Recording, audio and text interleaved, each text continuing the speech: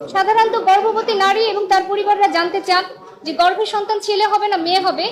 এখন থেকে হাইকোর্টের রায়ের পর থেকে এগুলো জানার কোনো সুযোগ নাই।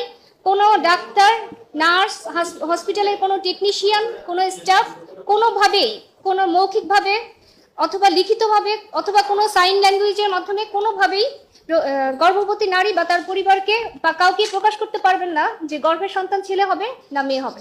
আমাদের দেশে এখনো অধিকাংশ মানুষ ছেলে সন্তান প্রত্যাশা করে এবং পারিবারিক ও সামাজিক প্রত্যাশা পূরণে মায়েরাও ছেলে সন্তান প্রত্যাশা করে। বিশেষ করে যাদের প্রথমে এক বা একাধিক কন্যা সন্তান আছে, তারা ছেলে সন্তানের প্রত্যাশাটা তাদের মধ্যে এক ধরনের মানসিক চাপ সৃষ্টি করে।